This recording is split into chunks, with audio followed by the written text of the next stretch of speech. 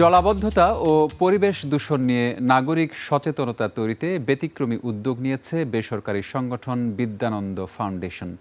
Drain ও নালা পরিষ্কারের সময় সংগ্রহ করা প্লাস্টিক, পলিথিন, বোতলসহ নানা বর্জ্য দিয়ে সাজানো একাধিক ট্রাকে আয়োজন করা হয় অন্যরকম এক শোভাযাত্রা। এতে স্বেচ্ছাসেবকরা অংশ নেন পুনর্ব্যবহারযোগ্য বর্জ্য দিয়ে তৈরি পোশাক পরে। রাজধানীর বিভিন্ন সড়ক প্রদক্ষিণের সময় বিতরণ করা হয় সচেতনতামূলক লিফলেট। আয়োজনের মূল বার্তা, ড্রেন কখনোই ডাস্টবিন নয়। অনুষ্ঠানে পরিবেশ দূষণ বিরোধী সঙ্গীত, বর্জ্য দিয়ে তৈরি পোশাকের ফ্যাশন শোরও আয়োজন করা হয়। ব্যতিক্রমী এই শোভাযাত্রা উদ্বোধন করেন ঢাকা দক্ষিণ সিটি কর্পোরেশনের প্রশাসক বীর মুক্তিযোদ্ধা আব্দুস সালাম।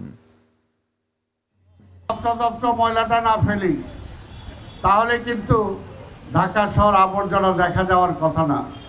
যদিও আমরা জানি সিটি কর্পোরেশনের লিমিটেশন আছে, এতদিন কোনো ডাস্টবিন ছিল না, কারণ ডাস্টবিন বিভিন্ন জায়গায় থাকলে সেই ডাস্টবিন পর্যন্ত মাদক সেবীরা নিয়ে যেয়ে বিক্রি করে ফেলত। কিন্তু আজকে প্রধানমন্ত্রীর নির্দেশে আমরা ডাস্টবিন দেওয়া শুরু করেছি।